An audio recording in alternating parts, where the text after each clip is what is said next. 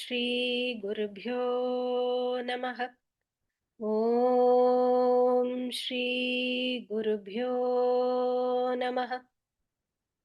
ஓம் ஸ்ரீ குருப்யோ நமः.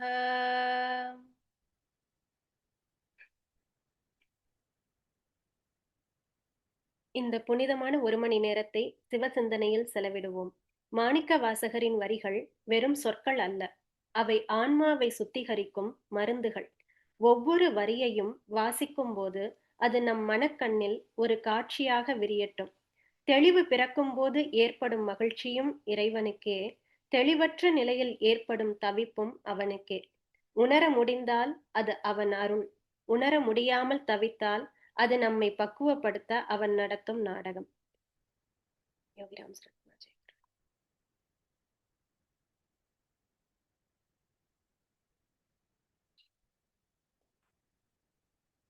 வாக்கு பலிதமும் நல்ல தெளிவான சிந்தனையுள்ள மனமும் லக்ஷ்மி தேவியின் தாமரை கண்களின் கடாட்சமும் நோயில்லா வாழ்வும் அருள அந்த கற்பக விநாயகரை வேண்டி வணங்குவோம்.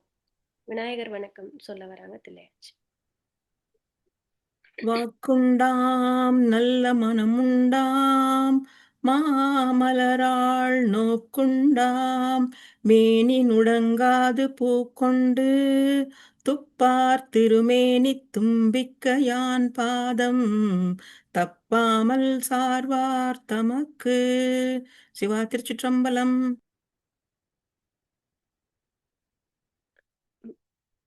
வேற எதுவும் விநாயகர் பாட்டு சொல்றீங்களாச்சு?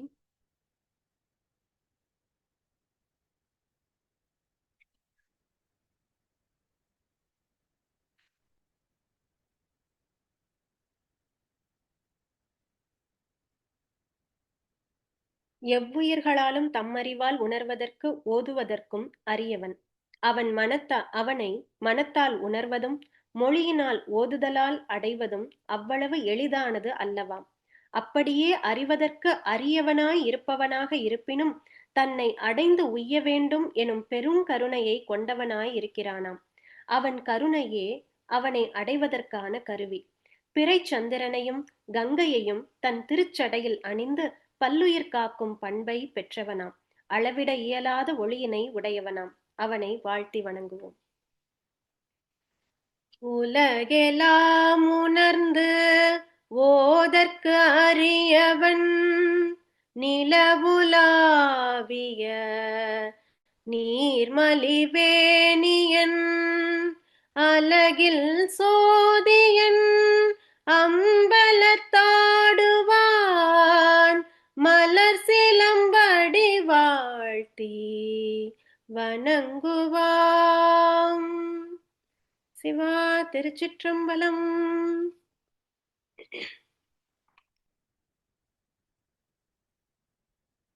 அளவற்ற தேவர்கள் சிவனையே நேராக சென்று கண்டு வழிபட்டனர். ஆயினும் அவர்கள் பின்பும் துன்பம் இன்றி வாழ்ந்ததாக வரலாறு இல்லை. பின்பும் துன்பம் எய்தியதாகவே வரலாறுகள் உள்ளன. ஆகையால் என்றும் துன்பமில்லா வாழ்வை பெறும் வகையில் சிவனை வழிபட்டு அவரை அடைந்த குருவை நாம் வழிபட்டால் சிவனை நாமும் அடைதல் எளிதாம். குரு வணக்கம் சொல்ல வராங்க வள்ளிமையப்பன். குரு வணக்கம்.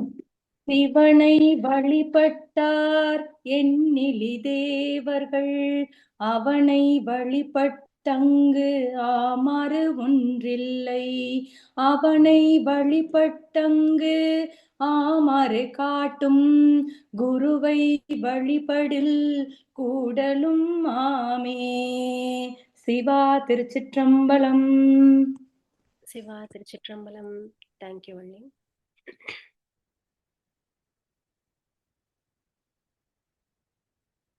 பாண்டியனின் வெப்ப நோய் தீர்த்து சைவத்தை நிலைநாட்டிய சீர்காழி பிள்ளையின் திருவடிகளுக்கும், கடலில் கல்லையே தெப்பமாக கொண்டு கரை சேர்ந்த திருநாவுக்கரசரின் மலர் அடிகளுக்கும், இறைவனை தோழனாக கொண்டு திருநாவலூரில் அவதரித்த வன்தொண்டரின் பாதங்களுக்கும், திருவாசகம் தந்து இறைவனை அன்பால் கட்டி போட்ட திருவாத ஊரரின் பொன்னடிகளுக்கும் போற்றி சொல்ல வராங்க தீபா ஸ்ரீநாத். அருண் பிரகாஷ். திருச்சிற்றம்பலம். பூழியர்கோன் வெப்பொழித்த புகழியர்கோன் கழல் போற்றி. ஆழிமிசை கல்மிதப்பில் அணைந்த பிரானடி போற்றி. வாழி திரு நாவலூர் வந்தொண்டர் பதம் போற்றி. ஊழிமலி திருவாத ஊர திருத்தாள் போற்றி. திருச்சிற்றம்பலம். நன்றி தீபா. இன்னைக்கு திருச்சதகத்தில் 10வது பாடல் ஆனந்தாதீதம். ஆனந்தம் அதீதம், ஆனந்த அதீதம் அப்படின்னு இந்த வார்த்தையை பிரிக்கலாம். இதை லலிதா சகஸ்ரநாமத்துல எப்படி பார்க்குறோம்னா ஒரு 3 நாமாக்கள் வரும். சர்வாதீதா, குணாதீதா, லோகாதீதா அப்படின்னு சொல்லுவாங்க. அதாவது குணாதீதால இருந்து போலாம். குணங்கள் அப்படின்னா 3 முக்கியமான குணங்கள் சொல்லப்படும். அதுல சத்வம் ரொம்ப சாதுவாக இருக்கக்கூடியது, ரஜஸ் அப்படின்னு ரொம்ப பேஷனேட்டா இருக்கக்கூடியது, அதுக்கப்புறம் தமஸ் அது மந்தமாக இருக்கக்கூடியது. அது மந்தம்னா நாட் அன் இக்னரன்ஸ். அதாவது ருத்ர ரூபத்தையே தமஸ் ரூபம் அப்படின்னு சொல்லப்படுது. ஏன்னா Rudrar most of the time தவத்துல தான் இருப்பாராம். அந்த ஒரே ஒரு சமயம் மட்டும்தான் அவர் அவருடைய அந்த எதை பண்றதுக்கே வருவாரு. அது வரைக்கும் ஃபுல் அந்த தவத்துல தான் இருப்பாரு. அப்ப அதையும் தமஸ் அப்படின்னு தான் சொல்லப்படுது. அதாவது ஃபுல்லா அப்படியே சைலண்டா அந்த மெடிடேஷன்லயே இருக்கிறது. அதையும் தமஸ்ன்னு சொல்லப்படுது. அப்புறம் மந்தமாக இருக்கக்கூடிய நிலை, அறியாமை, இது எல்லாமே தமஸ்குள்ள சொல்லப்படுது. இப்படி 3 குணங்கள். இந்த 3 குணங்களையும் பரபிரம்மமானது எப்படி எடுத்துக்குது அப்படின்னா, காக்கும் போது தன்னை காப்பாத்துற அந்த இடத்துல உயிர்களை காக்கும் தன்மையில கொண்டாந்து வைக்கும் போது சாத்வீகமாகவும், படைக்கும் தொழில் சிருஷ்டி பண்ணும்போது ரஜஸாகவும், அதே அழிக்கும் போது தமஸாகவும் அந்த வேஷத்தை எடுத்து போட்டுக்கிறாளாம். அம்பாள் வேஷத்தை எடுத்து போட்டுக்கிறா. அதாவது அங்க பரபிரம்மத்தை அம்பாள்னு பாக்குறோம். அதனால அந்த இப்போ சாத்வீக குணம்ங்கிற வேஷம், இப்போ தமஸ்ங்கிற குணம் வேஷம், இப்போ ரஜஸ்ங்கிற வேஷம் அப்படின்னு அதை எடுத்து போட்டுட்டு அப்புறம் உடனே கலைச்சிருவாளாம். ஏன்னா குணா தீதா, இது அனைத்தையும் கடந்தவள் அப்படின்னு. யார் அனைத்தையும் கடந்தவள் அப்படின்னு கடந்தவர் அப்படின்னு சொல்லப்படுது அப்படின்னா, the one who masters. அதாவது நம்ம இப்ப பாக்குறோம், ஒருத்தவங்க நல்லா வரைகிறாங்க அப்படின்னா she is an artist, he is an artist அப்படின்னு நம்ம சொல்றோம். நல்லா வரைகிறாங்க அப்படின்னு. அதே அவர்கள் 2 கையிலையும் வரைகிறாங்க, 2 கையிலையும் அவர்களுக்கு வரைய தெரியுமா அப்படின்னா ரொம்ப ஸ்கில்ஃபுல், ரொம்ப டேலண்டட் அப்படின்னு சொல்றோம். அதே அவர்கள் கண்ணை கட்டிக்கிட்டு வரைவாங்க அப்படின்னு சொன்னா, ஸோ எப்படி கொடுத்தாலும், எந்த இடத்துல கொடுத்தாலும், என்ன இதை கொடுத்தாலும் அவர்கள் அதை வரைஞ்சு தத்ரூபமாக காமிக்கக்கூடிய தன்மையில வந்தாங்கன்னா the one who mastered the skill அப்படின்னு சொல்றோம். ஸோ எதுவுமே அவர்களுக்கு ஒரு லிமிட்டேஷனே கிடையாது. அந்த அந்த ஆர்ட்ல அவர்களுக்கு எதுவுமே ஒரு லிமிட்டேஷனாவே இருக்காது. எப்படி கொடுத்தாலும் அதை செஞ்சு முடிக்கக்கூடிய தன்மை உள்ளவர்கள். ஸோ அதை கடந்து சென்றவர்கள் அவர்கள். இப்போ இது இப்படித்தான் இருக்கணும், இப்படி இருக்கணும், எனக்கு இந்த மாதிரி இருக்கணும்னு சொல்றதெல்லாம் நம்ம பேசிக்கா இருக்கும்போது சொல்லி கடைசியா மாஸ்டர் ஆனோன்னு இது எதுவுமே தேவையில்லை, எப்படி இருந்தாலும் பண்ண முடியும். ஸோ அதுதான் அந்த அதீதம் அப்படிங்கிற அந்த வார்த்தைக்கு அதுதான் பொருளாக வருது. அப்ப சர்வாதீதா, சர்வத்தையும் கடந்தவள். குணாதீதா, சர்வ குணங்களையும் கடந்தவள். லோகாதீதா, சர்வ லோகங்களையும் கடந்திருக்கக்கூடியது. ஸோ அது மாதிரி இங்க நேத்து ஆனந்த பரவசம் அப்படின்னு சொன்னாங்க. இன்னைக்கு ஆனந்தாதீதம், ஆனந்தத்தையும் கடந்த நிலை அப்படிங்கிற ஒரு நிலைய சொல்றாங்க. இங்க முதல் பாடலுக்குள்ள போலாம். மாறில்லாத மாக்கருணை வெள்ளமே வந்து முந்தி நின்மலர்கொள் தாளினை வேறிலா பதப்பரிசு பெற்ற நின் மெய்மை அன்பர் உன் மெய்மை மேவினார். ஈரில்லாத நீ எளியை ஆகி ஒளிசெய் மானுடமாக நோக்கியும் கீரில்லாத நெஞ்சு உடைய நாயினேன் கடையன் ஆயினேன் பட்ட கீழ்மையே. மாறாத பெரும் கருணை அதாவது கருணைங்கிற அந்த தன்மையை விட்டு அவன் மாறினதே கிடையாது. தன் இயல்பிலிருந்து மாறாமல் இருக்கக்கூடியதைத்தான் தன் இயல்பே. நம்ம எல்லாருடைய ஆம், சுய இயல்பே என்ன அப்படின்னா, அந்த அந்த தர்மம் அப்படிங்கிற அந்த இதுல தான் இருக்கு. அதை விட்டு மாறும்போதுதான் நம்ம வந்து சலனப்படுவோமா. தன் நிலையிலிருந்து மாறும்போதுதான் அந்த சலனம் அப்படிங்கிறதே வருமா. அப்போ அந்த இறைவனுடைய தன்மையே தர்மம், கருணை, சத்தியம் அப்படிங்கிற அந்த தன்மையில தான் இருக்குது. அப்போ மாறாத கருணை, சிந்தூராருண விக்கிரகம், கருணையே வடிவமாக அஹ் அதாவது பரபிரம்மே கருணையே வடிவமாக வந்தா அது வந்து அம்மா அப்படின்னு அழைக்கிறோம். ஏன்னா கருணை வடிவமாக வர்றதுனால. அப்ப மாறிலா மா கருணை. நீ வந்து மாறாத கருணை. ஒரு நாள் கூட உன்னுடைய கருணையில ஒரு சிறு மாற்றம் கூட கண்டதில்லை. வெள்ளமே, அதுவும் கருணா ரச சாகராங்கிற மாதிரி கருணை வெள்ளமே அப்படின்னு வெள்ளம் போல பெருக்கெடுத்து எப்போதும் வந்து கொண்டே இருக்கக்கூடிய கருணை வெள்ளமே. வந்து முந்தி நின் மலர்கொள் தாளினை. நான் உன்னை கூப்பிடுறதுக்கு முன்னாடியே வந்து நீ உன்னுடைய பாதத்தை எனக்கு கொடுத்த.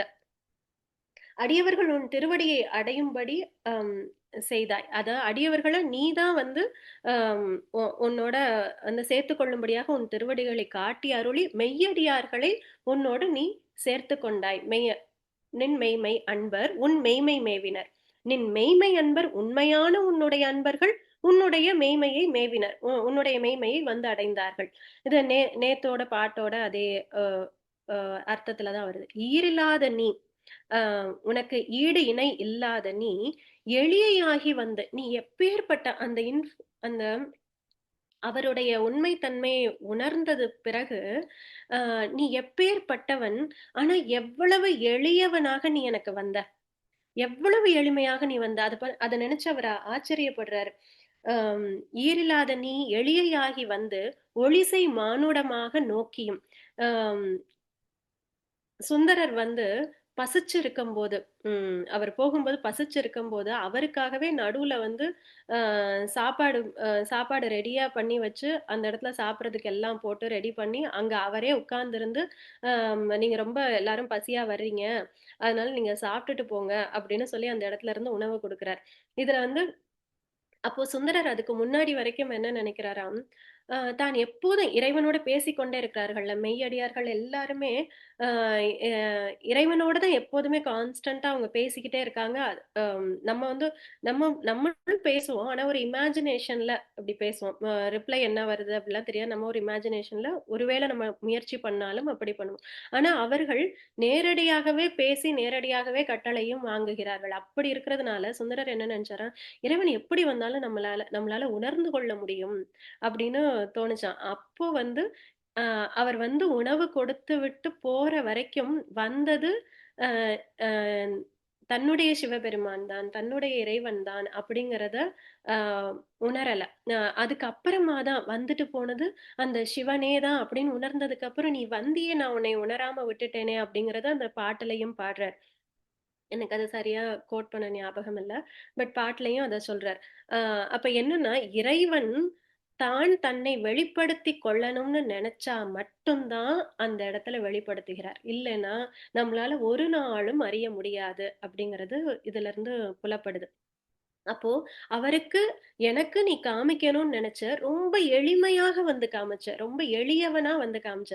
ஹம் அதாவது இறைவன் இறங்கி வராருன்னா அப்படி ஜடாமுடியோட, இதோட தோலோட, அந்த டமருவோட எல்லாம் நம்ம வந்து ஒரு ராஜா போல, ஒரு ஒரு பெரிய ஒரு காஸ்மிக் ஃபார்ம்ல அப்படியெல்லாம் நம்ம எதிர்பார்த்தோம்னா, இத சொல்லும் போது எனக்கு இன்னொரு கதை ஞாபகம் வருது. உம் சிவன் பார்வதி கல்யாணம். அதற்கு வந்து பார்வதி தேவியினுடைய அம்மா வந்து, பார்வதி வந்து தவமிருந்து சிவனை வந்து அடையிறா. அப்படி அடைஞ்சதுக்கு அப்புறம் சிவபெருமான் வந்து ஆஹ் இப்ப மாப்பிள்ளை வராரு அப்படின்னோட எல்லாருக்கும், அந்த சிவபெருமானே வர்றாருன்னோட எல்லாருக்கும் வந்து எல்லாம் ஏற்பாடெல்லாம் தடபுடலாம் நடக்குது. எல்லாம் நடக்குது. இங்க விஷ்ணு விஷ்ணு வைகுந்தத்துல இருந்து எல்லாரும் வந்து இறங்கிட்டாங்களாம். அங்க தேவர்கள், நாரத முனிவர் எல்லாரும் வந்து இறங்கிட்டாங்களாம். எல்லாரும் இருக்காங்களாம். அப்போ பார்வதியோட அம்மாவுக்கு மாப்பிள்ளை எப்படி இருப்பாரு? அவங்களோட கற்பனை எப்படி இருக்குன்னா, அப்படி ரொம்ப மன்மத ரூபத்துல, அப்படி மயக்கக்கூடிய தன்மையில அப்படி இருப்பாரு மாப்பிள்ளை அப்படின்னு. ஏன்னா ஏன்னா விஷ்ணுவும் அப்படிதான் அவரை விவரிக்கிறார். அப்படி இருப்பாரு, இப்படி இருப்பாரு அப்படின்னு சொல்லி அவர பத்தி நெறைய அந்த இதெல்லாம் சொல்லும்போது, தன்னுடைய மனக்கண்ல, கற்பனையில வந்து அவர் அப்படியே ஒரு அ அ அப்படி அழகில் மயங்கி விழக்கூடிய ஒரு ரூபத்துல வந்து அப்படி கற்பனை பண்ணி வச்சிருக்காங்க. அப்போ எப்போ வருவார், எப்போ வருவார் அப்படின்னு சொல்லி, ஆ அந்த அதாவது இருக்கிறதுலயே ஒரு கடைசி மாடியில போய் நின்னு அப்பதான் உடனே பாத்துரலாம் அப்படின்னு சொல்லிட்டு போய் நின்னு பாக்குறதுக்காக பாத்துட்டு இருக்காங்க. அப்போ அவர் வந்து எல்லார் கண்ணுக்கும் மன்மத ரூபத்தில் தெரிஞ்சாராம் சிவபெருமான். அங்க நடத்தக்கூடிய நாடகம் என்னன்னா, எல்லார் கண்ணுக்கும் மன்மத ரூபத்துல தெரிஞ்சாராம். அப்பேற்பட்ட ஒரு அழகு. அவர் வந்து அந்த ஏறு புடிச்சு நடந்து வரும்போதே, மாணிக்கவாசகர காப்பாத்துறதுக்கு அந்த காவிரி ஆத்துல வெள்ளத்த அடைக்கிறதுக்காக அந்த ஏறு புடிச்சு வரும்போதே, எல்லோரும் அவர் நடந்து வர்ற நடை அழகுலயே மயங்கி போனார்களாம். அவர் வந்து அந்த வெள்ளத்த அடைக்கிறதுக்கு மண்ணையும் அள்ளி போடல, எதுவும் பண்ணல. சும்மா பாடி சாப்பிட்டுட்டு தூங்கிட்டு போனாரு. ஆனா யாரும் எதுவும் சொல்லல. அப்படி ஒரு மயக்கக்கூடிய தன்மை. சொக்கர் அப்படின்னா என்னது? சொக்க வைக்கும் அழகு. அப்படி ஒரு அழகு. அ அப்படிதான் எல்லாருக்கும் காட்சி கொடுத்தாராம்.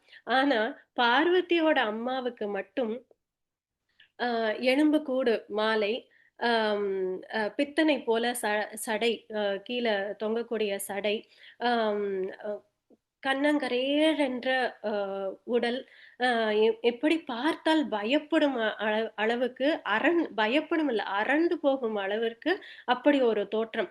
அத பார்த்த உடனே மயங்கியே விழுந்துட்டாங்களாம். ஆம் இவரா மாப்பிள்ளை அப்படின்னு சொல்லிட்டு. அதுக்கப்புறம் மயங்கி விழுந்து நான் அ இவளத்தான் இவருக்கு தான் நம்ம பொண்ண கல்யாணம் பண்ணி குடுக்க போறோமான்னு அப்படின்னு ஒரு ரொம்ப பதட்டமா என்ன அவ்வளவுதான் மணமேடை வரையும் வந்தாச்சு. எல்லாம் முடிவாயிருச்சு. நீ எதுவும் பண்ண முடியாது. நீ என்ன பண்ணுவோன்னு அப்படின்னு ஒரு பதட்டத்துல மயங்கி விழுந்து, அப்புறம் தன்னை சரி பண்ணிக்கிட்டு ஒரு பதட்டமா போயி அங்க மணமேடையில போய் பார்க்கும்போது சுந்தர ரூபத்தில் காட்சியளித்தாராம். அப்படின்னா என்னன்னா, நம்ம ஒரு கட்டுக்குள்ள அவர வச்சுக்க கூடாது. நம்மளுடைய கற்பனைக்குள்ள அவர் இப்படிதான், அப்படிதான். அவரு மயானத்திலும் இருப்பார். அவர் மன்மத ரூபத்திலும் இருப்பார். 2 மாரியும் இருப்பாரு. எனக்கு மன்மத ரூபத்துல தான் அவர் இருக்கணும் அப்படின்னு நெனச்சா, அவருடைய அம் திருவிளையாடலாக இது சொல்லப்படுது. இது எதுக்காக சொல்ல வந்தோம்னா, ரொம்ப எளியவனாக வந்து காட்சி கொடுத்தார் அப்படிங்கிறது. "அப்படி நீ என்னைய வந்து எனக்கு காட்சி கொடுத்தாய்." இங்க ஆட்கொண்ட விதத்தை சொல்றாரு. இந்த பாட்டுல போன பாட்டு மாரி அந்த அளவுக்கு வந்து மாணிக்கவாசகர் வந்து இது பண்ணாம அந்த காட்சி கொடுத்த தன்மையுமே சொல்றாரு. அதே நிலையில, அதே பரவச நிலையில இருக்கக்கூடிய தன்மையை விளக்குறார். கீறில்லாத நெஞ்சு ஆனாலும் அப்படி அந்த பரவச நிலையில இருந்தாலும், தான் இந்த உடலை விட்டு விட்டு அவரை அடைய வேணுங்கிறதுல மட்டும் அவருக்கு வந்து ரொம்ப அதீத அந்த ஆ இது இருக்கு. இப்ப எப்படி இத சொல்லலாம் அப்படின்னா, அம் நமக்கு ரொம்ப புடிச்சவங்க ஒருத்தவங்க வரப்போறாங்க. ரொம்ப நாள் நம்ம ஏங்கிக்கிட்டு இருக்கோம். அவங்க வரப்போறாங்க. இன்னும் 2 நாள்ல வந்து இறங்கிருவாங்க. இல்ல இன்னும் 1 வாரத்துல வந்து இறங்கிருவாங்க. அ எப்ப வேணாலும் வரலாம். இன்னும் 1 வாரத்துல இல்ல 10 நாள்ல எப்ப வேணாலும் வரலாம் அப்டின்னா, அத அந்த இன்னும் 7 டேஸ் டூ கோ, இன்னும் 6 டேஸ் டூ கோ, 5 டேஸ் டூ கோ அப்டின்லாம் தள்ளி, தள்ளி அந்த நாள தள்ள முடியாம தள்ளி, அந்த கடைசி நாள் நைட்டுன்னு பார்த்தா, அந்த நாள் மட்டும் தான் அந்த நைட்டு மட்டும் தான் எல்லா நைட்டும் 12 மணி நேரம் தான் இருக்கும். ஆனா, அந்த நைட்டு மட்டும் 24 மணி நேரம் மாரி தெரியும். நமக்கு அவ்வளவு லாங்கா தெரியும். இது எப்ப இந்த நேரம் ஆகும்? எப்ப வரும் அது? அப்படின்னு. இது எல்லாரும் நம்ம அனுபவிச்சிருப்போம். அப்படி ஒரு நிலையத்தான் இங்க வந்து அ மாணிக்கவாசகரனுடைய நிலையாக இருக்குமோ! அப்படின்னு அ தோ தோணுது. கீறில்லாத நெஞ்சு அப்படின்னா, என்னுடைய கல் நெஞ்சு கீறக்கூட முடியாதாம். ஏன்னா, சாஃப்ட்டா இருந்தா கீறிடலாம்ல. அந்த மாரி கீறக்கூட முடியாதாம். கீறில்லாத நெஞ்சு உடைய நாயினேன், கடைய நாயினேன் பட்ட கீழ்மையேன். நான் வந்து இந்த இந்த உடலோடு நான் இருக்க விரும்பல. அ இதே இதே ஆனந்த நிலையில நான் இருக்கணும் அப்படின்னு சொல்லக்கூடியது அது. ஸோ முதல் பாடல் அ உமா சிவகுமார். உமா ஹேண்ட் ரைஸ் பண்ணுங்க. ஆ பாடுங்க. திருச்சிற்றம்பலம். மாறிலாதமா கருணை வெள்ளமே வந்து முந்தினின் மலர்கொள் தாளினை வேறிலா பத பரிசு பெற்ற நின் மெய்மை அன்பருன் மெய்மை மேவினார். ஈரிலாத நீ எளியாகி வந்து ஒளிசை மானுடன் ஆக நோக்கியும் கீரிலாத நெஞ்சு உடையனாயினேன் கடையனாயினேன் பட்ட கீழ்மையே. திருச்சிற்றம்பலம். சிற்றம்பலம். தேங்க்யூ அம்மா, ரொம்ப அழகான டியூன் ஃபாலோ பண்றோம். நன்றி மீனா. அடுத்த பாடல். மையிலங்கு நல்கண்ணி பங்கனே வந்து என்னை பணிகொண்ட பின் மழக்கை இலங்கு பொன்கிண்ணம் என்று அலால் அரியை என்று உனை கருதுகின்றிலேன். மெய்யிலங்கு வெள்நீற்று மேனியாய் மெய்மை அன்பர் உன் மெய்மை மேவினார். பொய்யிலங்கு என்னை புகுத்துவிட்டு நீ போவதோ சொலாய் பொருத்தமாவதே.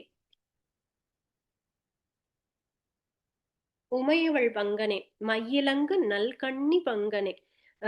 அந்த மை போட்டிருப்பாளாம் அம்பாளினுடைய கண்களை சொல்லும் போது எப்போதுமே அஞ்சனை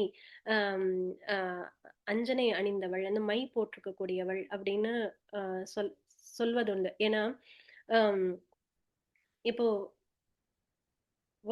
ஒயிட்டா நல்ல பிரைட்டா இருக்கிறதுக்கு டார்க் ரவுண்ட் சர்க்கிள்ஸ் கொடுத்தோன்னே இந்த ஒயிட்டை வந்து அப்படி பளிச்சுன்னு எடுத்து கொடுக்கும்ல, அது மாதிரிதான் இந்த இறைவனுடைய அந்த அந்த ஒளித்தன்மையை அந்த எடுத்து காமிக்கிறதுக்கு தான் இந்த மாயை அப்படிங்கிறத ஒன்னையும் வச்சிருக்கலாம். அப்ப இந்த மாயைங்கிறதே இந்த அம்பாளினுடைய அதாவது என்னுடைய நாராயணர் எப்படி சொல்றாரு, என்னுடைய தங்கச்சியினுடைய அந்த லீலையானது என்னாலேயே அதுல இருந்து தப்பிக்க முடியல அப்படின்னு சொல்லுவார். நாராயணர் வந்து மாயைய தங்கச்சி அப்படின்னு சொல்லி அதனுடைய அந்த இதை வந்து என்னாலே சில சமயம் தப்பிக்க முடியல அதுல இருந்து அப்படின்னு சொல்லுவார். அப்படி சொல்லும் போது நாரதர் வந்து எந்நேரமும் நாராயணா நாராயணா நாராயணா நாமம் சொல்லிக்கிட்டே இருப்பார்ல, அதனால அவருக்கு மாயைனா என்னன்னே தெரியாதான். அந்த நாமம் சொல்லி கொண்டு இருக்கக்கூடியவர்களுக்கு மாயையில அகப்படவே மாட்டார்களாம். அதுல இருந்து அது ஒண்ணு புரியுது. ஆனா இந்த நாரதர் சும்மா இருக்க கூடாதோ, மாயையா அப்படின்னா என்ன அப்படின்னு கேட்டுட்டாராம். சோ ஏதோ ஒண்ணும் தெரியலைன்னா என்ன, இறைவன் வந்து வாயை விட்டு சொல்ல மாட்டார், நம்மள மாதிரி வாயால சொல்லி புரிய வைக்க மாட்டார். நீ போய் பார்த்துட்டு வா அப்படின்னு சொல்லி அனுப்பிச்சிருவாடாம். அப்போ அவரை உடனே ஒரு பிறவி எடுக்க வச்சு அந்த நாரதரே வந்து ஒரு பெரிய குபேரராக குபேர இல்ல அந்த அந்த இது வேற.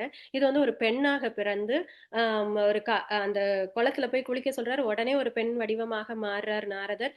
தான் எங்கிருந்து வந்தோம், எப்படி பெண்ணானோம் எதுவுமே ஞாபகம் இல்ல. அப்ப அந்த வழியா வந்த ஒரு அரசன் வந்து நாரதரை மணந்து கொள்றார். அதாவது அந்த பெண்ணை மணந்து கொள்றார். அப்புறம் அந்த பெண்ணுக்கு 3 குழந்தைகள் எல்லாம் பிறக்குது. கடைசியா ஒரு நாள் படையெடுப்பு வருது. அதுல தன் கணவனை இழக்கிறாள்.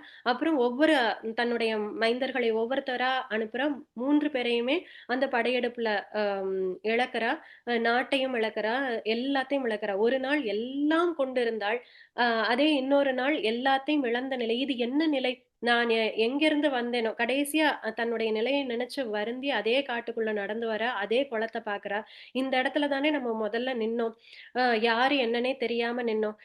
கடைசியா இப்ப நமக்கு யாருமே, எல்லாம் இருந்தது இப்ப யாருமே இல்லையேன்னு நினைச்சு அழுது அந்த குளத்துல முங்கும் போது அவளுக்கு வந்து தான் வந்து நாரதராக இருந்த ஞாபகமும் நாராயணரோட தனக்கு நடந்த அந்த அந்த உரையாடலும் ஞாபகம் வருது. வந்த உடனே தான் நாரதர்ங்கிறது வந்தோன்னா இறைவா நீ அழைச்சிக்க கூடாதான்னு கேட்ட உடனே நாராயணர் வந்து அழைச்சுக்கிறார். அப்ப இதுதான் மாயை அப்படின்னு காமிக்கிறார். சோ அது கேட்டதுனால உடனே நீ போய் பார்த்துட்டு வா அப்படின்னு அனுப்புற. சோ இதுதான் வந்து அந்த அஞ்சனை அப்படிங்கும்போது தன்னுடைய கண்களிலே போட்டிருக்காருன்னா அந்த மாயையே அந்த இடத்துல அஞ்சனைன்னு சொல்லப்படுது. எப்போதுமே அம்பாளை சொல்லும் போது மையிலங்கு நல்கண்ணி பங்கனே, உமையவளின் பங்கனே, இந்த இடத்துல அம்பாளை சொல்லப்படுது. வந்து எனை பணிகொண்ட பின் மழ கையிலங்கு பொன்கிண்ணம் என்றலால். என்னை ஆட்கொண்ட பின் உன் அரிய தன்மையை உணராது குழந்தையிடம் உள்ள பொற்கிண்ணம் போல நீ எனக்கு மிக எளிதானவன் என நினைத்தேன். ஏன்னா முதல்ல இறைவன் எப்படிப்பட்டவர், எப்பேற்பட்டவர், ஆம், அவருடைய குணம் எப்படி, எதுவுமே நமக்கு தெரியாது. நமக்கு தெரியாமல் இருக்கும் போதுதான் அவர் வந்து நம்மளை ஆட்கொள்கிறார். ஏன்னா அவர்தான் தகுதி என்பதை எதையுமே பார்க்கிறது இல்லையே, அவருடைய பெருங்கருணையால் நம்மளை வந்து ஆட்கொள்றார். அப்படி காமிச்சதுனால நம்ம தேடாம ஒண்ணு கிடைச்சதுன்னா அதனுடைய அருமை தெரியாதுல்ல நமக்கு. தேடி தேடி தேடி கிடைச்ச ஒன்ற பொக்கிஷமாக பொத்தி பாதுகாப்போம். ஆனால் தேடாமையே ஒண்ணு கிடைச்சதுன்னா கண்டிப்பா அதனுடைய அருமை தெரியாது. அப்படி நீ எனக்கு தேடாமையே வந்து கிடைச்சதுனால உன்னுடைய அருமை எனக்கு தெரியல. நீ ரொம்ப எளியவன்னு நினைச்சிட்டேன், நீ ரொம்ப எளிமையானவன்னு நினைச்சிட்டேன். ஆனா இப்ப உன்னை வந்து அடையறதுக்கு, உன்னுடைய பாதம் வந்து அடையறதுக்கு அவ்வளவு கடினமாக இருக்கு அப்படின்னு. எப்போதுமே இறைவனுடைய திருவிளையாடல் நிறைய கதையில சொல்லும்போது முதல்ல அதுவும் சிறு சிறு பிள்ளைகள் சொல்லும்போது உடனே அந்த இறைவனுடைய தரிசனமானது அந்த உடனே கிடைச்சிருமா, அந்த சிறு பிள்ளைகளுக்கு உடனே கிடைச்சிருமா. ஏன்னா அந்த வயதில், அறியாத வயதில் அந்த இறைவனை நோக்கி வணங்கும் போது அந்த தரிசனமானது உடனே கிடைச்சிருது. அப்படிதான் ஒரு 7 வயது பையன் போய் தவம் பண்றான், உடனே இறை தரிசனம் கிடைக்குது. அது கிடைச்ச உடனே இறைவனை விட்டுறக்கூடாது அப்படின்னு நினைக்கும் போது அதுக்கப்புறம் பார்த்தா அந்த தரிசனமே கிடைக்கல. அதுக்கப்புறம் அதை தேடி தேடி தேடி தேடி அலைஞ்சு பித்து போல நம்ம பின்னாடி அலைஞ்சு இவ்வளவு நாள் நம்ம பின்னாடி அவர் நீ என்னை பார்க்க மாட்டியா பார்க்க மாட்டியான்னு பின்னாடியே வந்து நம்ம அவரை கண்டுக்காம நம்ம எவ்வளவு நாள் சுத்தினோமோ அது மாதிரி ஒரு தடவை தரிசனத்தை கொடுத்துட்டு திரும்ப வந்து அது கிடைக்காம நம்மளை தேடி தேடி தேடி, ஏன்னா அந்த தேடினால்தான் ஆஹ் ஆஹ் அதனுடைய அருமை நமக்கு தெரியும் இல்லையா. அப்போ முதல்ல வந்து தான் யாருன்னு காமிச்சதுக்கு அப்புறம் தான், அது தெரிஞ்சதுக்கு அப்புறம் தான் நம்ம தேடவே ஆரம்பிப்போம். அதனால அவனுடைய பெருங்கருணையினால முதல்ல வந்து காமிச்சிடுறாரு. அப்ப ரொம்ப எளிமையோ நமக்கு தேடாம கிடைச்சிருச்சா அப்படின்னு நினைச்சா அப்புறம்தான் தெரியுது அவர் எப்பேற்பட்டவர், அடையிறது எவ்வளவு கடினம் அப்படிங்கறது அப்புறம்தான் தெரியுது அப்படின்னு. மெய்யிலங்கு வெள்நீற்று மேனியாய் மெய்மை அன்பர் உன் மெய்மை மேவினர். இந்த இந்த 4 வரிகளும் நமக்கு இப்போ திரும்ப திரும்ப படிக்கும்போது ஓரளவு அதனுடைய அர்த்தம் புரியும். உண்மை அடியவர்கள் உன்னை அடைந்து விட்டனர், பொய்யனாகிய என்னை மட்டும் இங்கே விட்டு செல்வது தகுமா, இந்த உடலோடு இல்லாமல் என்னை உன்னோடு சேர்த்துக் கொள்வாயாக அப்படின்னு சொல்லக்கூடியதான் இந்த வரிகள். ஆஹ் தில்லையாச்சி. மயிலங்கு நல் கண்ணி பங்கனே வந்தனை பணி கொண்ட பின்மழ கையிலங்கு பொன் கிண்ணம் என்றலால் அரிய என்றுனை கருதுகின்றிலேன் மெய்யிலங்கு வெள் நீற்று மேனியாய் மெய்மை அன்பர் உன் மெய்மை மேவினார் பொய்யிலங்கெனை புகுத விட்டு நீ போவதோ சொலாய் பொருத்தமாவதே பொய்யிலங்கெனை புகுத விட்டு நீ போவதோ சொலாய் பொருத்தமாவதே. திருச்சிற்றம்பலம். திருச்சிற்றம்பலம். தேங்க்யூ ஆச்சி, ரொம்ப அழகா இருந்தது. அடுத்த பாடல். பொருத்தம் இன்மையேன் பொய்மை உண்மையேன் போத என்று என்னை புரிந்து நோக்கவும் வருத்தம் இன்மையேன் வஞ்சம் உண்மையேன் மாண்டிலேன் மலர்க்கமல பாதனே அரத்த மேனியாய் அருள் செய் அன்பரும் நீயும் அங்கு எழுந்தருளி இங்கு என்னை இருத்தினாய் முறையோ எம்பிரான் வம்பனேன் வினைக்கு இறுதியில்லையே. நான் தகுதியற்றவன், பொய்யன் அப்படின்னு தெரிஞ்சுதானேப்பா நீ என்னைய வந்து ஆட்கொண்ட. எனக்கு நீ தரிசனம் கொடுக்கும்போது அப்போ அதுக்கப்புறம் கூட உன்னைய நினைச்சு நினைச்சு அழுது கொஞ்சம் என்னுடைய வினைகள் எல்லாம் கழிஞ்சிருக்கலாம். ஆனா அதுக்கு முன்னாடி நான் வந்து பொருத்தம் இல்லாதவன், தகுதியற்றவன், வஞ்சகன் அப்படின்னு எல்லாம் தெரிஞ்சுதான் நீ என்னைய வந்து ஆட்கொண்டாய். அப்படி ஆட்கொண்டதுக்கு அப்புறம் உன் அடியவர்களோடு நீ எழுந்தருளி செல்ல உன் அடியார்கள் மெய்யடியார்கள் எல்லாம் நீ கூட்டி கொண்டு போனாய். என்னை மட்டும் இங்கே இருத்தினாயே, என்னைய மட்டும் இங்க விட்டுட்டு போனாயே, என் வினைகளுக்கு முடிவே இல்லையா? இது முறையா எம்பெருமானே?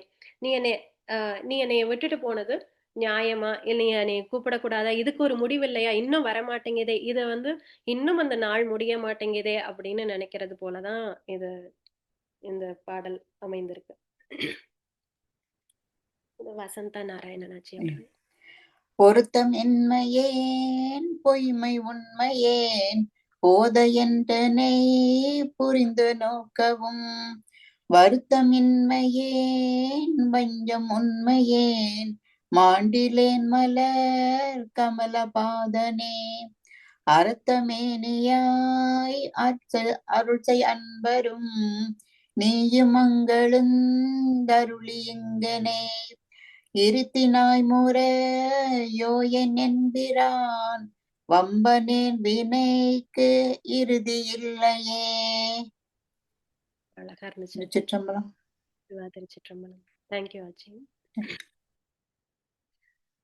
அடுத்த பாடல்.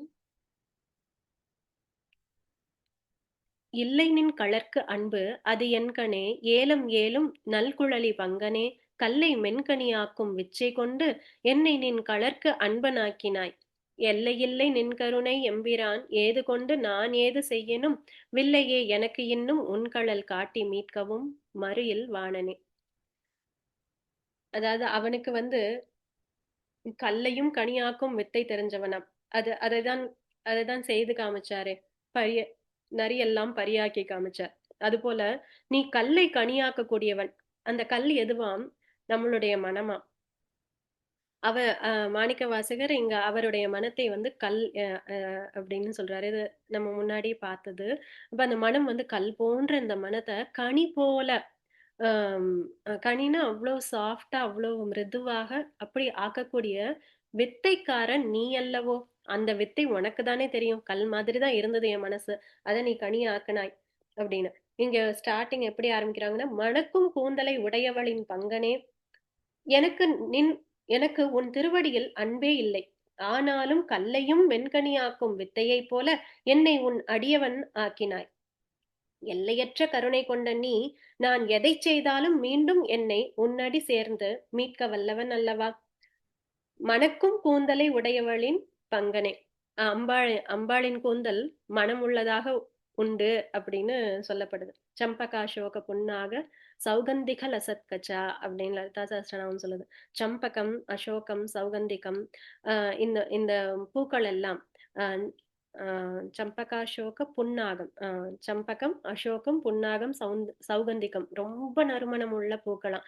இந்த பூக்கள் எப்படி நறுமணம் வந்துதான், அது அம்பாளனுடைய ஒவ்வொரு சைடு கூந்தல்ல இருந்தும் ஒவ்வொரு விதமான நறுமணம் வரக்கூடியது. இது என்னுடைய மனம், இது என்னுடைய வாசனை, இது என்னுடைய வாசனை அப்படின்னு சொல்லி எடுத்து வச்சுக்கிட்டு தனித்தனி பூவா போச்சான். அப்படி அந்த பூக்கள் எல்லாம் அம்பாளுடைய கூந்தல்ல ஒட்டிக்கிச்சான். எதுக்கு? அந்த நறுமணத்தை அதன் வாசமாக வாங்கி கொள்வதற்கு. அது போல இங்க மாணிக்க வாசகரின், அதாவது நாரோடு சேர்ந்து பூவம் மணக்கும்ங்கிறது போல இங்க மாணிக்க வாசகரின் வரிகளை படிப்பதோட சேர்ந்து நம் மனமும் மணக்கிறது. அது போல அவருடைய அந்த உணர்வுகள்ல நம்ம மனமும் சேர்ந்து மணப்பது போல.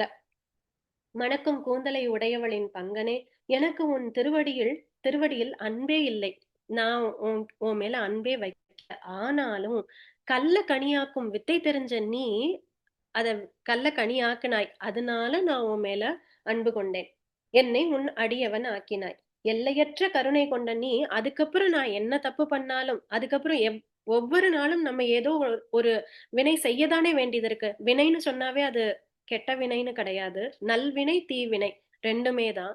அப்போ ஏதோ ஒரு ஆக்ஷன் நம்ம பண்ணதான் வேண்டியதா இருக்கு. அதற்கு ஏதோ ஒரு பலன் வந்துதான் சேரும். Every action has its equal and opposite reaction. அதாவது நம்ம நல்ல வினை செய்தால் நல்லது மட்டுமே நடக்கும், தீய வினை செய்தால் தீயது மட்டுமே நடக்கும். அப்படி இல்லையா, every action has its equal and opposite reaction. So நம்ம நல்வினை பண்ணோம்னா அதுக்கு ஈக்குவலான நல்வினையும் இருக்கும், தீவினையும் உருவாகும். அதே நம்ம தீவினை பண்ணோம்னா அதுக்கு ஈக்குவலான தீவினையும் இருக்கும், நல்வினையும் உருவாகும். அதாவது ரியாக்ஷன்ஸ் எப்படி இருக்கும் அப்படின்னு. நான் நல்லது தானே பண்ணேன், ஏன் சிலருக்கு அது வேற மாதிரி ரியாக்ஷன்ஸ் கிரியேட் பண்ணுது, அது நம்ம கையில இல்லை. அப்ப என்ன சொல்றார், எல்லாத்துலயும் இங்க என்ன சொல்றாரு, எல்லாம் சிவார்ப்பணம். எந்த இது செஞ்சாலும் நம்ம நாமம் எதுக்கு சொல்லணும், எதுக்கு இறை நினைப்பிலேயே இருக்கணும். அவர் செய்ய வச்சார், அவர் பண்ண வச்சார். இது அப்படி நம்மளால நினைக்க முடியலையா, அப்ப நான் தான் இதை செஞ்சேன், அப்ப நான் செஞ்சுட்டு இதை உனக்கு அர்ப்பணமாக்குறேன்.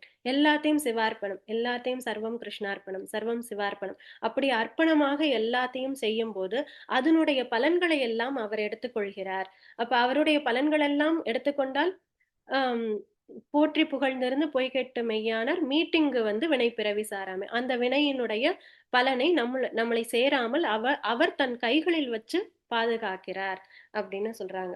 அப்ப அது போல நான் இன்னும் வினை செய்ய வேண்டியதா இருக்கே, அதனால நீ என்னை எப்படியாவது காப்பாத்துப்பா, உன் கழல் காட்டி மீட்கவும் மறியில் வாணனே அப்படின்னு சொல்றாரு. அஞ்சயம் அவர்கள் பாரு. திருச்சிற்றம்பலம். இல்லை நன்களற்கு அன்பதன் கணே ஏலம் ஏலும் நல் குழலி பங்கனே கல்லை மென்கனி ஆக்கும் இச்சை கொண்டு என்னை நின்களற்கு அன்பனாக்கினாய். எல்லை இல்லை நின் கருணை என்பிரான் ஏது கொண்டு நான் ஏது செய்யினும் வல்லையே எனக்கு இன்னும் உன் கழல் காட்டி மீட்கவும் மறியில் வாணனே. திருச்சிற்றம்பலம். திருச்சிற்றம்பலம். ரொம்ப நல்லா இருந்தது. தேங்க்யூ. அடுத்த பாடல் 5வது. வான நாடரும் அறிவொணாத நீ மறையில் ஈரும் முன்தொடர் ஒணாத நீ ஏனை நாடரும் தெரிவொணாத நீ என்னை இன்னிதாய் ஆண்டு கொண்டவா ஊனை நாடகம் ஆட்டுவித்தவா ஆடுவித்தவா உருகி நான் உனை பருக வைத்தவா ஞான நாடகம் ஆடுவித்தவா நைய வையகத்துடைய விச்சையே. ஞான நாடகம் ஆட்டுவித்தவன், அதுதான் இந்த பாடல். தேவர்களாலும் வேதங்களாலும் அறிய முடியாத நீ என்னை இனிமையாக ஆண்டு கொண்டாய்.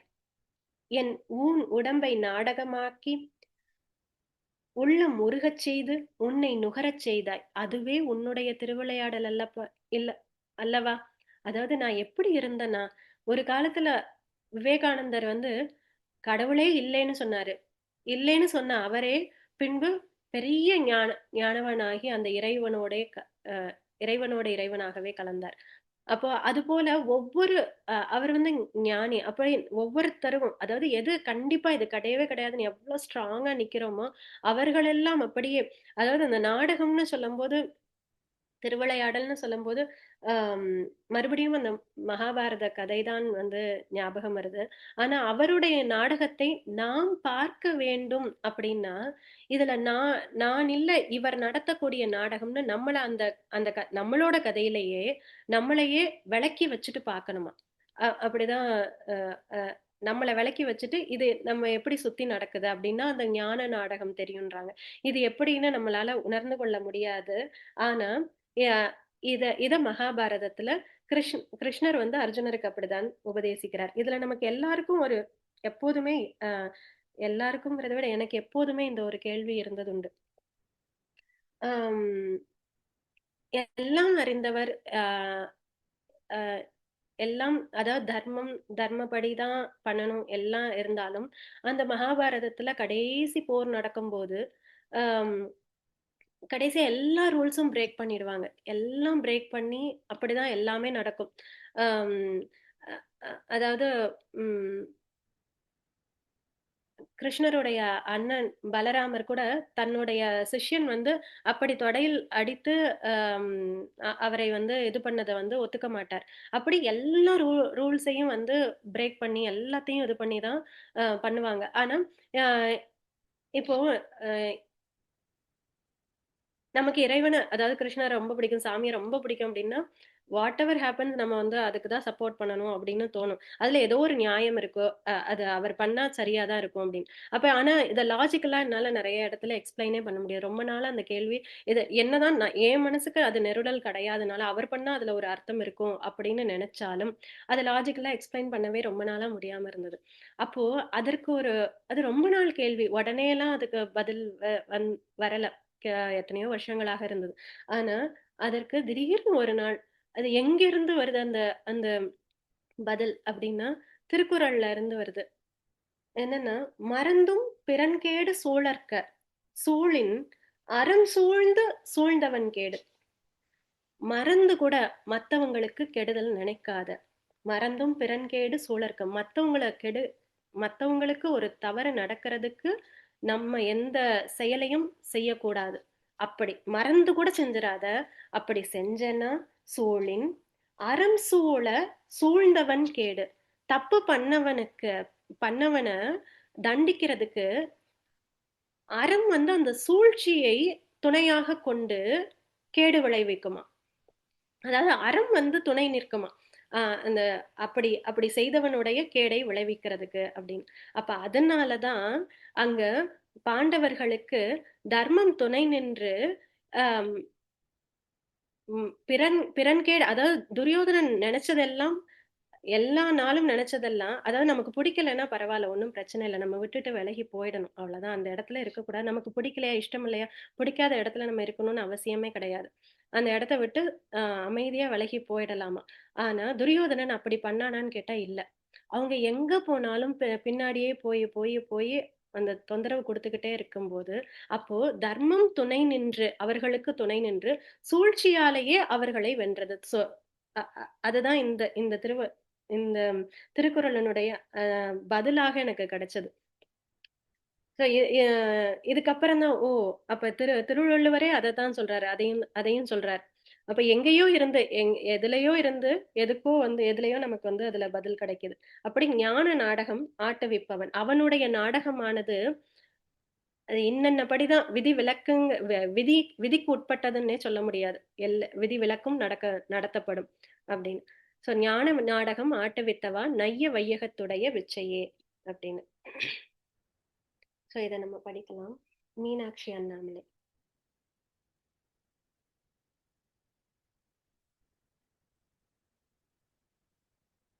படிங்க மீனா.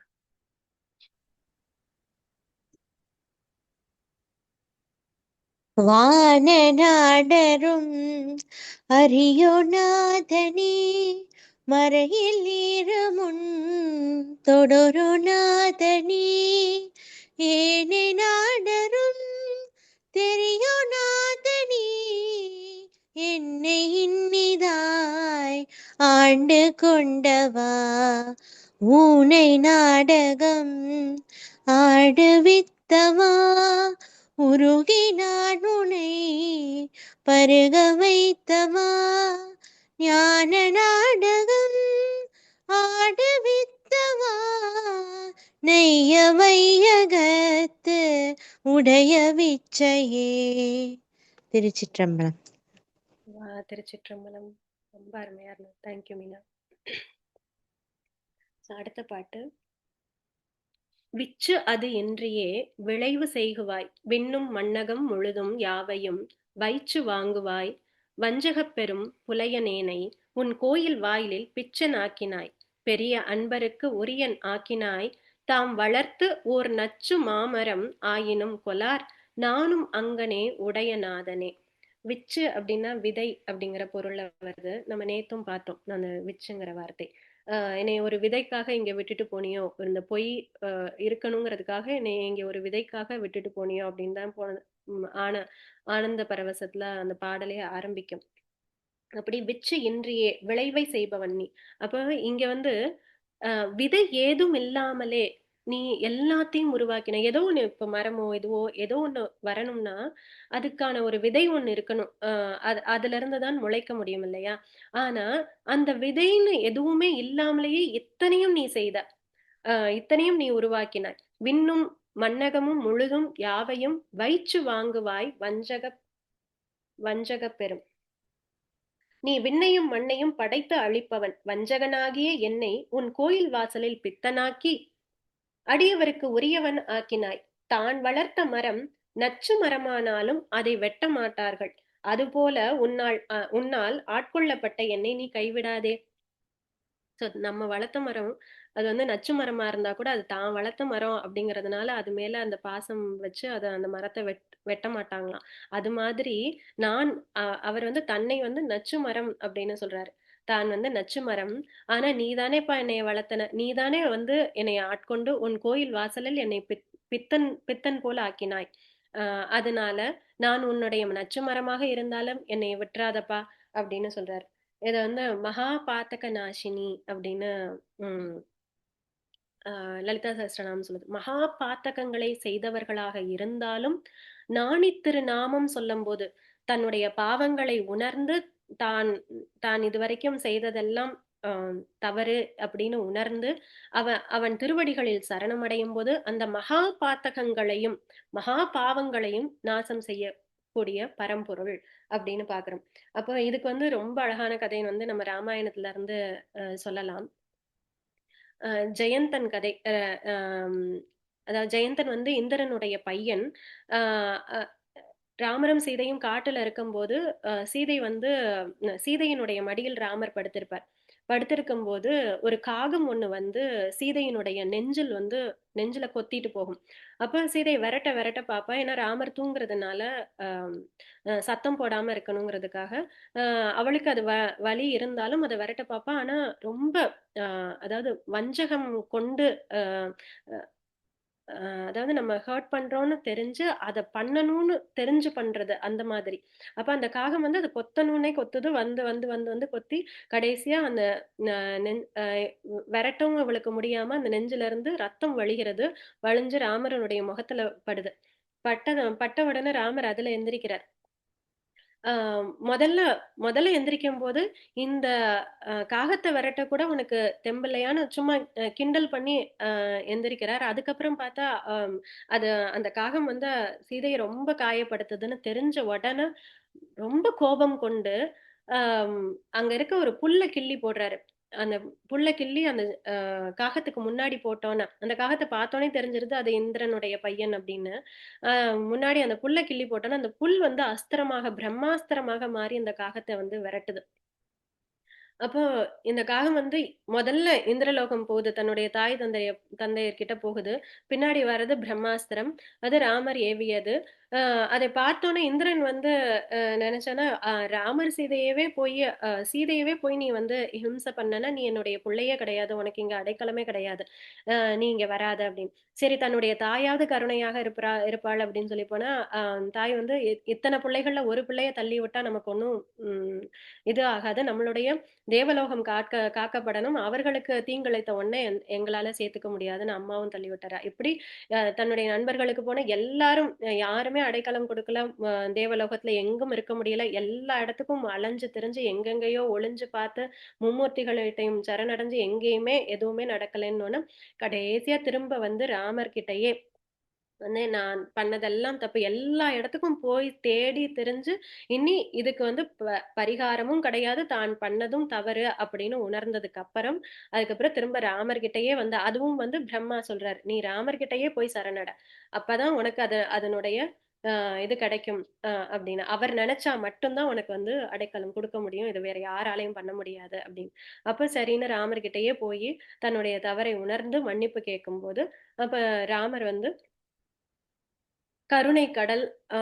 மறுபடியும் அவன் செய்த தவறுக்கு எங்கேயுமே அடைக்கலம் கிடையாது, ஆனாலும் கருணை கடல் அப்படிங்கறதுனால அவர் வந்து நீ செய்த பாவத்திற்கு, அதாவது எந்த துன்பமும் செய்யாத சீதை எந்த ஒரு உயிருக்கு கூட, அதாவது அங்க அரக்கிகள் சூழப்பட்டு இருந்த அந்த இடத்துல கூட ராமர் கூட சரணம் என்று தன்னை தேடி வந்தவர்களைத்தான் அடைக்கலம் கொடுத்து காப்பாத்தினாராம். ஆனா சீதை வந்து அந்த அரக்கிகள்லாம் சீதை கிட்ட வந்து சரணமே அடையலையாம். ஆனாலும் சரணம் அடையலைனாலும் தாயினுடைய கருணை பொங்க இந்த அரக்கிகளுக்கும் சரணாகதி வேண்டும் அப்படின்னு சொல்லி கேட்டு வேண்டனால அந்த மாதிரி எந்த ஒரு உயிருக்கும் தீங்கு செய்யாத அந்த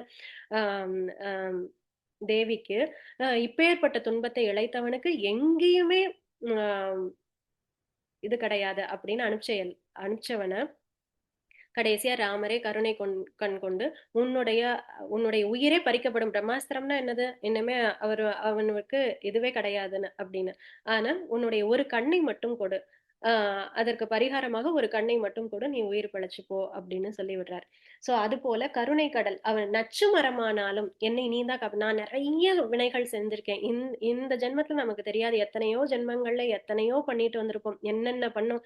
இந்த மன்னாதி பூதமோட சாங்ல அவர் சொல்லுவார், நான் இப்ப நீ ஏன் என்னைய வந்து பார்க்க மாட்டேங்கிற, நான் இது பண்ணேனோ அது பண்ணேனோ, காய்ச்ச மரத்துல கல்லெடுத்து வீசினேனோ அப்படிங்கிறதுல ஆரம்பிச்சு என்னென்னமோ சொல்லுவாரு. நான் இந்த பாவங்கள் எல்லாம் பண்ணேனோ, ஆனா எனக்கு தெரியல. நான் இந்த பாவங்கள் எல்லாம் பண்ணாலும் என்னைய காப்பாத்த வேண்டியது உன்னோட கடமை தான். இங்க வந்து மாணிக்கவாசகர் கெஞ்சி கெஞ்சி கேக்குறத, அங்க வந்து அவர் வந்து ஆம், கோபமாக, அதாவது ம், உரிமையாக, கோபமாக, இது உன் குத்தமா என் குத்தமா, இது யாரோட குத்தமா இருந்தாலும் சரி, நீ என்னைய வந்து இப்ப காப்பாத்துற அப்படின்னு கேட்பாரு அவர். அவருடைய அந்த ஒரு அந்த தோரணை வந்து அந்த பாட்டை படிக்கும்போது அவ்வளவு இன்ட்ரெஸ்டிங்கா இருக்கும். அந்த மன்னாதிபூதமோட பாடல் ஃபுல் பாடலையும் படிச்சு பார்க்கலாம். இவ்வளவு உரிமையோட இறைவன் கிட்ட உரிமை கொண்டாட முடியுமா அப்படின்னு. நான் இத்தனை தப்புமே பண்ணியிருக்கலாமே, எனக்கு வந்து உன்னைய வந்து அடைய தெரியாம இருக்கலாம், நான் வந்து மக்கா இருக்கலாம், முட்டாளா இருக்கலாம், ஆனா இந்த தப்பெல்லாம் என்னோடது கிடையாது, இது உன்னோடதான். என்ன என் மேல கோவமா, உனக்கு என் மேல கோவமா, என்ன வேணாலும் கோவமா இருந்துட்டு போட்டு, நீ என்னை இப்ப வந்து கூட்டிக்க போறியா இல்லையா அப்படிங்கிற அந்த தோரணையில கேட்பாரு அவரு. அது போல நச்சு மரமானாலும் காப்பவன் நீதானேப்பா, நீ அந்த என்னை வந்து காக்க மாட்டாயே. இங்க ஒரு தடவை கூட மாணிக்க வாசகர் அவருடைய வாய்ஸ கூட ரைஸ் பண்ணி பேசாத மாதிரி அந்த வரிகள் இருக்கு. அப்படி கெஞ்சி கெஞ்சி கெஞ்சி நான் இவ்வளவு தாழ்ந்தவன், என்னைய வந்து சேர்த்துக்கப்பா அப்படிதான் கேக்குறாரு இங்க மாணிக்க வாசகர். சோ இந்த பாடலை படிக்கலாம். புவனா சங்கர். சிவா திருச்சிற்றம்பலம். விச்சதென்றியே வேவு செய்வாய் விண்ணும் மன்னகம் முழுதும் யாவையும் வச்சு வாங்குவாய் வஞ்சக பெரும் புலையனேனை உன் கோயில் வாயிலே பிச்சனாக்கினாய் பெரிய அன்பர்க்கு உரியனாக்கினாய் தாம்பலதோ நச்சு மாமரம் ஆயினும் கொலார் ஞானும் அங்கனே உடையநாதனே. சிவா திருச்சிற்றம்பலம். சிவா திருச்சிற்றம்பலம். தேங்க்யூ போனா. சோ அடுத்த பாடல் ஏழாவது பாடல். உடையநாதனே போற்றி நின்னலால் பற்று மற்ற என எழக்காவது ஒன்றினி உடையனோ பணி போற்றி, உடையனோ பணி போற்றி உம்பரார் தம்பரா பரா போற்றி யாரினும் கடையனாயினேன் போற்றி என் பெரும் கருணையாளனே போற்றி என்னை நின் அடியேன் ஆக்கினாய் போற்றி ஆதியும் மந்தமும் ஆயினாய் போற்றி அப்பனே. இது வந்து நம்ம மாணிக்க வாசகர் சொல்ற அந்த பேட்டர்ன்ல வந்து இனி உன்னை போற்றி போற்றியே நான் போற்றி சொல்லி இருந்து உன்னை புகழ்ந்து பேசியே உன்னை அடையணும் அப்படிங்கறதுதான். உடையவனே, என்னை உடையவனே, எனக்கு உடையவன். நம்ம நகரத்தார்ல ஒரு அழகான ஒரு சொற்றொடர் இருக்கு, அவங்கதான் உடையவுக அப்படின்னு சொல்லுவாங்க. அப்போ உடையவர்கள், அதை உடையவர்கள் அப்படின்னு. அப்ப இங்க மாணிக்க வாசகர் வந்து என்னை உடையவனே, மாணிக்க வாசகரோட உடையவர் யாரு அப்படின்னு கேட்டா எம்பெருமான், அவங்கதான் உடையவங்க அப்படின்னு. சோ உடையவனே, உன்னை தவிர எனக்கு வேறு பற்றுக்கோடு இல்லை, நீ இல்லைன்னா எனக்கு யாருமே இல்லப்பா. தேவாதி தேவனே போற்றி யாரையும் விட கடையவனாகிய என்னை உன் அடியவனாக்கிய பெரும் கருணையாளனே போற்றி ஆதியும் அந்தமும் ஆனவனே அப்பனே போற்றி. உன்னை போற்றி புகழ்ந்திருக்கிறத தவிர எனக்கு வேற எதுவுமே தெரியாதுப்பா, நீ தான். இதுக்கு வந்து ரொம்ப சொல்லணும்னா ஆஹ் குருதேவர், என்னுடைய குருதேவர் யோகிராம் ஐயாவை தான் சொல்லணும். Yogiram Suratkumar, my father alone exist, no one else, nothing else. இதை சொல்லிட்டே இருப்பாரு. அண்ட் யோகிராம் சுரத்குமார், அந்த நாமம் வந்து என்னுடைய தந்தையின் நாமம். இதை சொல்லுபவர்களுக்கு அதை நீ ஒரு டெஸ்ட் டியூப் மாதிரி நீங்க போட்டு டெஸ்ட் பண்ணி பார்க்கலாம். எந்த இடத்துல ஒரு எந்த இடத்துல உதவி தேவைப்பட்டாலும் இந்த நாமத்தை சொல்லி கூப்பிட்டு பாரு, உனக்கு அது உடனே உதவி வருதா இல்லையான்னு நீ நம்பிக்கை இருக்கோ இல்லையோ, நம்பி சொல்லணுமோ இல்லையோ, அதெல்லாம் தேவையில்லை, ஆனா நீ இதை சொல்லி கூப்பிட்டு பாரு அப்படின்னு. அது வந்து என் அளவுல இன்றளவும் அது வந்து உண்மை. எல்லாருக்கும் 911 எமர்ஜென்சி கால்னா எனக்கு யோகிராம் ஐயாவோட நாமம் தான் எமர்ஜென்சி கால். சோ அது போல போற்றி புகழ்தல் இந்த பாடல், இதை சொல்லலாம். அழகு பழனியப்பன்.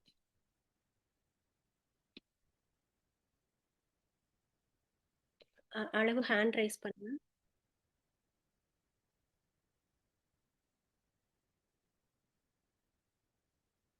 இப்ப பாடுங்க.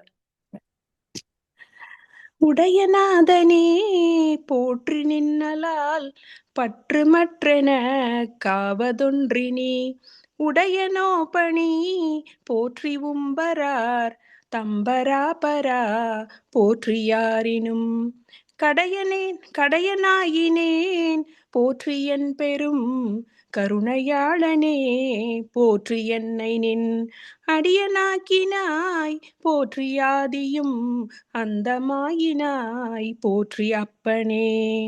திருச்சிற்றம்பலம். திருச்சிற்றம்பலம். தேங்க்யூ அழகு, ரொம்ப நல்லா. அடுத்தது, அப்பனே எனக்கு அமுதனே ஆனந்தனே அகம் நெக அள்ளூறு தேன் ஒப்பனே உனக்கு உரிய அன்பரில் உரியனாய் உனை பருக நின்றது ஓர் துப்பனே சுடர்முடியனே துணையாளனே தொழும்பாளர் எய்ப்பினில் வைப்பனே என்னை வைப்பதோ சொலாய் நைய வையகத்து எங்கள் மன்னனே. அப்பனே அமுதமே ஆனந்தமே உள்ளம் முருகும் தேன் போன்றவனே உன் அடியார்கள் கூட்டத்தில் என்னையும் ஒருவனாகச் சேர்த்து உன்னை நுகரச் செய்தாய். ஒளியுடையோனே துணையாளனே துன்ப காலத்தில் உதவும் நிதியே என்னை மீண்டும் இந்த துன்ப உலகத்தில் விடுவது தகுமோ? இன்னும் இந்த துன்ப உலகத்துல என்னை விட்டு இருக்கிறது நியாயம்தானா அப்படின்னு கேக்குறாரு. அடியவர்கள் கூட்டத்தில் என்னையும் ஒருவனாக சேர்ந்து ரொம்ப ரொம்ப இதுல எல்லோரும் இந்த இதுல வேண்டது நடராஜர் பத்துல கூட வரும். அடியார்களோடு என்னை சேர்த்து வை, அடியார்கள் கூட்டத்தில் என்னை சேர்த்து வை அன்பனே. நடராஜர் பத்துல நடராஜர் பதிகம் அதுல வரும், என்னை அடியவர்களோட நீ சேர்த்து வைக்க வேண்டும் ஈசனே அப்படின்னு. சோ இந்த அடியார்கள் கூட்டத்துல இருக்கிறதுதான் அவர்கள் எல்லோரும் வேண்டுவது. அதாவது இறை பதம் அது வேண்டாங்க. ஆனா அதுக்கு அடுத்ததாக பார்த்தோம்னா அதாவது அதுதான் கடைநிலை அப்படின்னா, அந்த கடைக்கு முந்தின நிலை என்ன அப்படின்னா இந்த அடியார்கள் கூட்டத்தோட இருக்கிறது தானே. இந்த 21 நாளும் நமக்கு அதுதான் ரொம்ப அமிர்தமாக இருக்குல்ல, இந்த அடியார்கள் கூட்டத்தோட இருக்கிறது.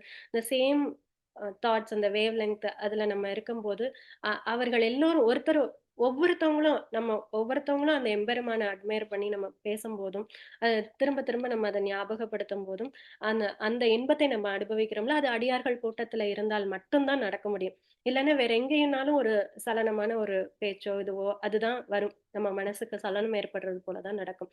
அப்ப அது இல்லாமல் இந்த அடியவர்களோட கூட்டத்தோடயே என்னை வச்சு வைப்பா, இதை தவிர வேற என்னை எங்கேயும் சேர்த்துறாத அப்படிங்கறது அவர்கள் கேட்கக்கூடிய தன்மையாக இருக்கு. அததான் இந்த இடத்துல மாணிக்க வாசகரும் சொல்றார். 8வது யாரும் சைன் அப் பண்ணல, யாராவது ஹேண்ட் ரைஸ் பண்ணீங்கன்னா. மீனு நாச்சி பாடுங்க மீனு. Do you want me to sing? மீனு நாச்சி அப்பன் மீனு பாட்டு. Yeah, sure. நீங்க பாடுங்க ஆச்சி. இல்லடா நான் ஒரு பாட்டு பாடிட்டேன், நீ பாடு. அப்பனே எனக்கு அமுதனே ஆனந்தனே அகம் நெக அல்லொரு தேன் ஒப்பனே உனக்கு உரிய அன்பரில் உரியனாய் உன்னை பருக நின்றது ஓர் துப்பனே சுடர் முடியனே துணையாளனே தொழும்பாளர் எய்ப்பினில் வைப்பனே என்னை வைப்பதோ சொல்லாய் நய வையகத்து எங்கள் மன்னனே. சாரி, நானும் இந்த ராகம் ப்ரிப்பேர் பண்ணல, அந்த ஃப்ளோல பாடினேன். வாசிக்கிறதே நல்லது நமக்கு. It's easy enough, Minu, try. அப்பனே எனக்கு அமுதனே ஆனந்தனே அகம் நெக அள்ளூர். ஒப்பனே உனக்குரிய அன்பரில் உரியனாய் உனை பருக நின்றது ஓர் துப்பனே சுடர் முடியனே துணையாளனே தொழும்பாளர் எய்ப்பினில் வைப்பனே என்னை வைப்பதோ சொல்லாய் நய வையகத்து எங்கள் மன்னனே.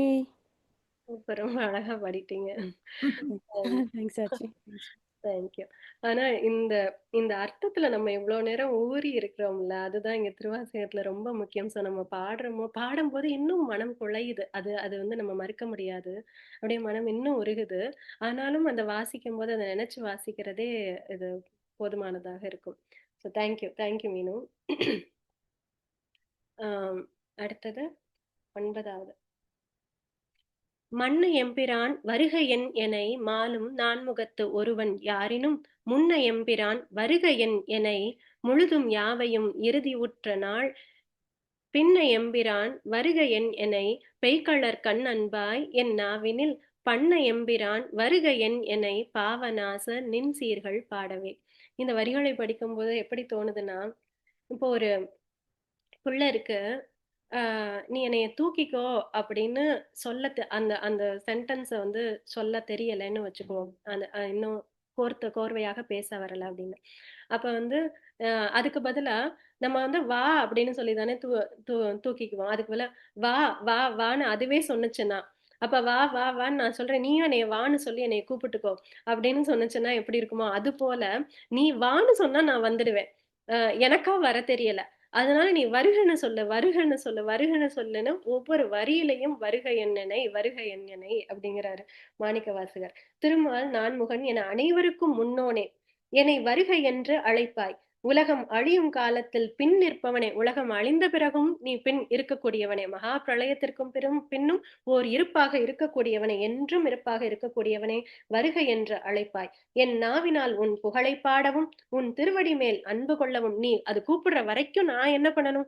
என் நாவினால் உன் புகழையே பாடிக்கொண்டிருக்கணும், உன் திருவடியையே நினைந்து கொண்டிருக்கணும். நான் அப்படி நினைச்சுக்கிட்டு இருக்கணும். அப்ப நீ என்னை வருக என்னை பாவநாச நீ சொன்னிட்டனா, இதனால என்னுடைய பாவங்கள் எல்லாம் நாசமாகி நின் சீர்கள் பாடவே உன்னை வந்து நான் சேர்ந்துருவேனப்பா அப்படிங்கிறாரு. சோ அருண் பாடுங்க. பாடுங்க. மன்ன எம்பிரான் வருக என் எனை மாலும் நான் முகத்து ஒருவன் யாரினும் முன்ன எம்பிரான் வருக என் எனை முழுதும் யாவையும் இறுதி உற்ற நாள் பின்ன எம்பிரான் வருக என் எனை பெய்களற்க நண்பாய் என் நாவினால் பண்ண எம்பிரான் வருக என் எனை பாவநாசனின் சீர்கள் பாடவே. திருச்சிற்றம்பலம். திருச்சிற்றம்பலம். தேங்க்யூ அருண், ரொம்ப நல்லா இருக்கு. அடுத்த பாடல். பாட வேண்டும் நான் போற்றி நின்னையே பாடி நைந்து நைந்து உருகி நெக்கு நெக்கு ஆட வேண்டும் நான் போற்றி அம்பலத்த ஆடும் நின் கழல் போது நாயினேன் கூட வேண்டும் நான் போற்றி இப்புழுக்கூடு நீக்கு என்னை போற்றி பொய்யலாம் வீட வேண்டும் நான் போற்றி வீடு தந்த அருளு போற்றி நின் மெய்யர் மெய்யனே. உன்னை பாடி நைந்து நைந்து உருகி அப்படின்னா அப்படியே ரொம்ப உருகி உருகி பாட நெக்கு நெக்கு ஆட வேண்டும், நெகிழ்ந்து நெகிழ்ந்து ஆட வேண்டும். அதே அந்த எக்ஸ்டசியில இருக்கக்கூடியது, அதே நிலையில நான் இதே நிலையில இருக்கணும் அப்படின்னு சொல்றதுதான் ஆட வேண்டும் நான் போற்றி அம்பலத்து பொன்னம்பலத்து ஆடும் உன் திருவடியை நான் ஏன் கூட வேண்டும். நீயும் அந்த இயக்கமாக ஆடிக்கொண்டானடி அப்படின்னு அந்த பாடல் வருது இல்லையா? அந்த வேடிக்கை காண கண் 1000 வேண்டாமோ அப்படின்னு சொல்லுவாங்க. ஆடிக்கொண்டார் அந்த வேடிக்கை காண கண் 1000 வேண்டாமோ. ரொம்ப அழகான பாடல். அப்ப அந்த மாதிரி அவருடைய ஆடலை காண நமக்கு 1000 கண் வேண்டாம். ஆனா அவரை நினைக்கும் போது நமக்கு மனமெல்லாம் உருகி நம்மளும் அதே இதுல ஆனந்தமாக ஆடக்கூடிய அந்த நிலை நமக்கு வரணுமா. இந்த புழுக்கள் நிறைந்த உடலை, இது வந்து ஒரு ஒரு பட்டாம்பூச்சி இருக்கு, அதுக்கு முன்னாடி அது கேட்டர்பில்லரா இருக்கு, அது ஒரு கொக்கூன்குள்ள இருக்கு, அந்த கொக்கூன்குள்ள இருக்கு. அது வந்து பட்டாம்பூச்சி ஆயிடுச்சுன்னா அப்புறம் அந்த கூடை விட்டு வெளியில வரணும்னு தானே அது எத்தனை நாள் அதுக்குள்ள ஏங்கிக்கிட்டு இருந்திருக்கும் அந்த பட்டாம்பூச்சி ஆனதுக்கு பிறகு. அப்புறம் அது ஃபுல்லா அது வெளியில இந்த கூடை இனிமே அதுக்கு தேவை கிடையாது. அது போல ஒரு நிலையில இங்க மாணிக்க வாசகர் இருக்காரு. இந்த கூடு நீக்கு எனை போற்றி பொய்யெல்லாம் வீட வேண்டும் நான் போற்றி வீடு தந்த அருள். வீடுனா அவருடைய கழலை தந்து அருள்வாயாக, உன்னுடைய கழலை தந்து அருள்வாயாக. மெய்யப்பனே நீந்தான் மெய்யப்பனே மெய்யனே நீ எனக்கு அருள வேண்டும் அப்படின்னு. சால நாகப்பனாச்சி ஆச்சி ஹேண்ட் ரைஸ் பண்ணுங்க.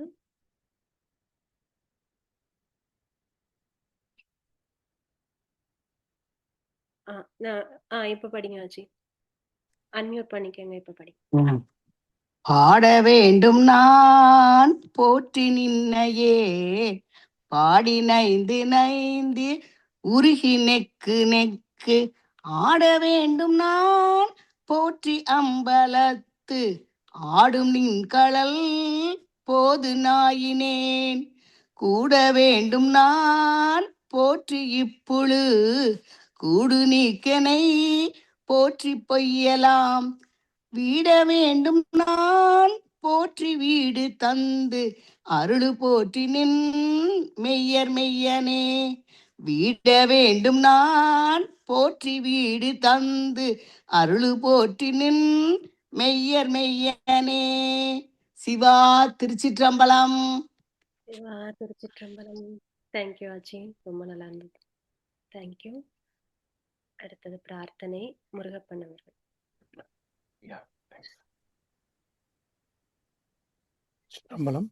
குழைத்தால் பண்டை கொடுவினை நோய் காவாய் உடையாய் கொடுவினையேன் உழைத்தால் உறுதி உண்டோதான் உமையாள் கனவாய் எனையாழ்வாய் பிழைத்தால் பொறுக்க வேண்டாவோ பிறை சேர் சடையாய் முறையோ என்று அழைத்தால் அருளாது ஒழிவதே அம்மானே உன் அடியேற்கே அடியே நல்லல் எல்லாமுன் அகல ஆண்டாய் இன்றிருந்தேன் கொடியேறிடையால் கூறாயும் கோவே ஆவாய் என்றருளி செடி சேருடலை சிதையாதது எத்துக்கு எங்கள் சிவலோகா உடையாய் கூவி பணி கொள்ளாது ஒருத்தால் ஒன்றும் போதுமே வேண்டத்தக்கது அறிவோய் நீ வேண்ட முழுதும் தருவோய் நீ வேண்டும் அயன்மார்க்கு அறியோய் நீ வேண்டி என்னை பணி கொண்டாய் வேண்டி நீ அது அருள் செய்தாய் யானும் அதுவே வேண்டின் அல்லால் வேண்டும் பரிசொன்று உண்டென்னில் அதுவும் உந்தன் விருப்பன்றே வேண்டும் பரிசொன்று உண்டென்னில் அதுவும் உந்தன் விருப்பன்றே. சிவா திருச்சிற்றம்பலம். வாழ்த்து. வையம் நீடுக மாமழை மன்னுக மெய் விரும்பிய அன்பர் விளங்குக சைவ நன்னறி தான் தலைத்து ஓங்குக தெய்வவின் திருநீர் சிறக்கவே எல்லா வளத்தோடும் என்றும் நலம் பெறவே வல்லாய் திருமகளே வந்திடுக சொல்லாலே பாடி பரவுகிறோம் பால் போலே எங்கள் மணில் கூடி வருவாய் குழைந்து வான்முகில் வழாது பெய்க மலிவளம் சுரக்க மன்னன் கோன்முறை அரசு செய்க குறைவிலாது உயிர்கள் வாழ்க நான்மறை அறங்கள் ஓங்க நற்றவம் வேள்வி மல்க மேன்மைகள் செய்வநீதி விளங்குக உலகமெல்லாம் பூதலும் மாதும் வாழ்க பொன்மழை பொழிந்து வாழ்க வேத ஆகமமும் வாழ்க வேந்தர் செங்கோலும் வாழ்க தீதில் அஞ்செழுத்து நீரும் சிவனடியாரும் வாழ்க வாதவூர் இறை புராணம் படித்தவர் கேட்டோர் வாழ்க பிழைப்பொருத்தல் கல்லாப்பழியும் கருதாப்பழியும் கசிந்துருகி நெல்லாப்பழியும் நினையாப்பழியும் நின் அஞ்செழுத்தை சொல்லாப்பழியும் துதியாப்பழியும் தொழாப்பழியும் எல்லா பழியும் பொறுத்தருள்வாய் கட்சி ஏகம்பனே. திருச்சிற்றம்பலம்.